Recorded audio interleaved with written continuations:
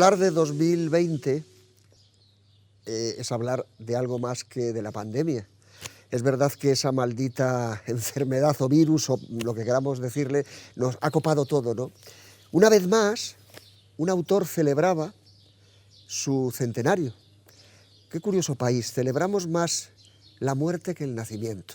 Benito Pérez Galdós. Benito Pérez Galdós, que había escrito, siendo muy joven, recién llegado a Madrid, 3 años después, cuando abandona su carrera de Derecho, había escrito uno de los relatos más inquietantes, precisamente con la llegada de otra pandemia, de la del cólera, ¿no? Un texto corto que se llamaba Una industria que vive de la muerte, episodio musical del cólera. Qué curioso, digo, porque una vez más, en su centenario del fallecimiento, aparece otra pandemia, ¿no? No se libraba de ninguna.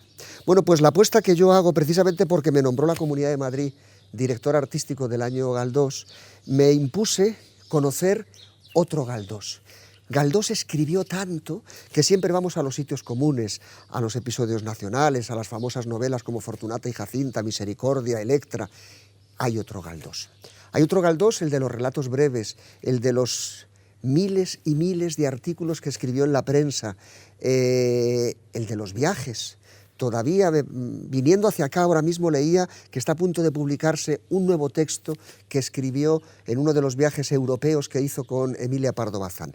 Bueno, pues de todo ese gran Galdós que fueron meses leyendo y disfrutándolo, me encontré un texto único. Único por lo importante que es, por lo bien escrito que está y por cómo conecta con este siglo XXI caótico, de crisis total y desesperante, ¿no? ¿A qué me refiero? A la tetralogía de Torquemada. Esas 4 novelas, Torquemada en la hoguera, en la cruz, en el purgatorio y San Pedro, es uno de los textos más inquietantes y que curiosamente menos conocemos, ¿no? Hace unos meses, en Le Figaro, en el periódico francés, el crítico literario dijo: están celebrando los españoles el centenario del fallecimiento de Galdós, y no conocía este texto de Torquemada y lo he leído. Y afirmaba rotundamente: creo que estamos ante uno de los grandes avaros de la literatura contemporánea. ¿Y cómo es posible que, siendo eso así, que lo es, no lo conociéramos los españoles? Bueno, pues esta es la realidad que tenemos. Había mucho riesgo en la propuesta porque se trataba, en tiempos de crisis, que no hay dinero para nada, hacer con un actor esas 4 novelas, llevarlas a la escena, ¿no? Bueno, elegí a Ignacio García May y le dije: Ignacio, esto es una locura, lo sé, pero algo me dice que si buscamos a Torquemada a través de los personajes que en las 4 novelas le conocieron, podía ser muy interesante. Y la verdad es que acertó y ha hecho una gran versión, ¿no? Podríamos llamarlo Ascensión y caída de Torquemada. ¿Y por qué tiene la necesidad Benito Pérez Galdós de hablar de Torquemada, que para los españoles nos vamos al siglo XVI, al famoso inquisidor? Pues ahí está su grandeza. Galdós nos dice: aquellos inquisidores hoy son estos nuevos inquisidores. ¿Y cuáles son? Pues los usureros, los banqueros, y ahí aparece toda su modernidad. Parece que la última pandemia nos ha borrado la crisis económica que padecemos, que hemos padecido y que por desgracia vamos a seguir padeciendo. Esa crisis tiene un nombre: la banca, los banqueros.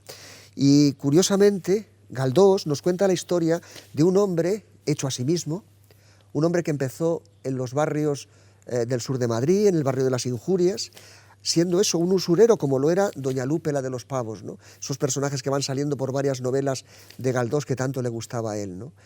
Sacar beneficio de la miseria de los más miserables, ¿no? Pero vamos a ver cómo aquel hombre, por una serie de causalidades, ¿no?, va a pasar por una serie de estatus sociales inquietantes y que hoy tanto dialogan con la sociedad actual. El que fuera el miserable más miserable usurero de los barrios de las Injurias de Madrid, va a ser después un banquero de moda, después va a ser senador, marqués, o sea, va a vivir algo. Dicen que detrás de él estaba el modelo del marqués de Salamanca, que por cierto se arruinó, el marqués de Salamanca. Bien, más actual no puede ser.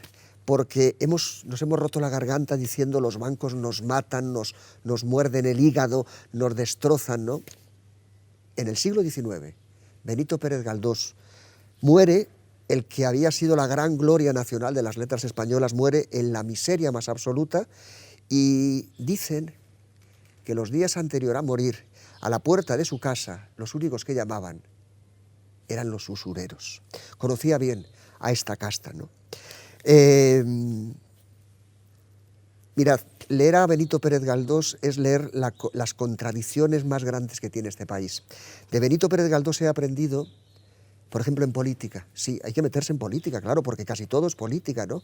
Que antes que tu ideología está en que seas un demócrata.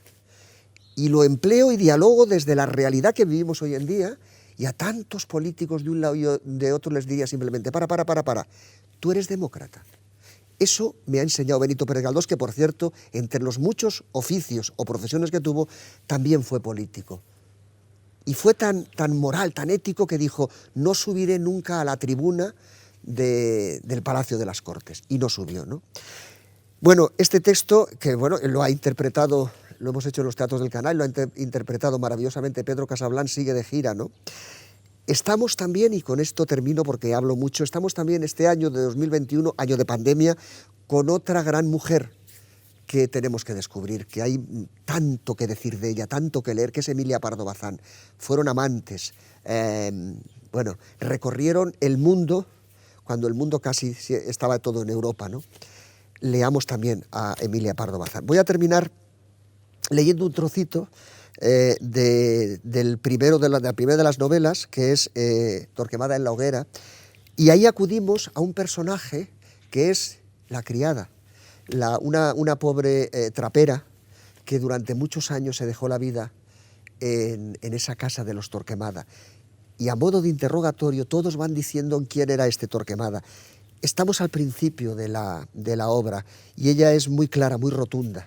Es una mujer del pueblo con las mismas miserias que tienen todos. Porque una de las grandezas de este texto es que, siendo un personaje tan odioso, Torquemada, llegas a tenerle cariño y dices, no es posible esto, no es posible que siendo un monstruo, que siendo un tirano, que siendo eso, el cerdo, el peor que le van a llamar, termines empatizando con él. Porque ahí está la grandeza de la literatura de Galdós, porque ha hecho uno de los personajes, para mí, masculinos más importantes. Él fue, yo creo, maestro en personajes femeninos, pero en los masculinos no nos dejó demasiados, ¿no? El recorrido psicológico que va a hacer este hombre manipulado, siendo manipulador y manipulado por tantas personas, hace que al final tengas hasta piedad de él. Y otro rasgo de este texto es el humor. Nos han enseñado tan mal a leer y a estudiar que, como siempre empezábamos por los episodios nacionales, nos parecía todo un poco plumbeo, un poco, madre mía de mi vida, qué lío de batallas. No, relajémonos y encontremos, porque tenían mucho humor, como lo tiene Emilia Pardo Bazán. Y aquí lo tiene más que ninguno, ¿no? Descubrir a un Galdós con humor cínico, irónico, es de lo más...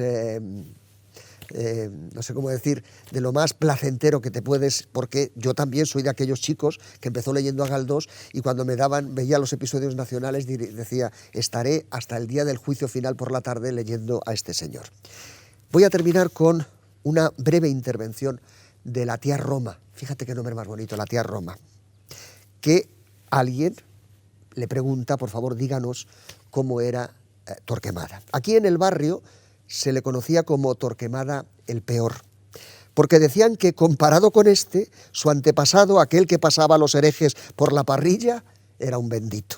Para mí siempre ha sido Torquemada el cerdo, porque su abuelo castraba cochinos y de eso heredó él la costumbre de andar hozando en la mugre. Torquemada, eso ya lo sabe usted, era un usurero. El habilitado de ese infierno en el que mueren desnudos y fritos los deudores, hombres con más necesidades que posibles, empleados con más hijos que sueldos, militares trasladados de residencia con familia holgada y una suegra a cuestas, viudas lloronas que cobran el Montepío y se ven en mil apuros. Todo tipo de sujetos que no aciertan a resolver el problema aritmético en el que se funda la existencia social. Y luego, por supuesto, están los perdidos, los faltones, los tramposos, los embusteros y aquellos a los que les falta un tornillo en la cabeza. La fauna de la miseria es muy amplia. A lo mejor se arreglaba si pudiéramos meterlos a todos en jaulas, como en la casa de fieras, y exhibirlos, previo pago.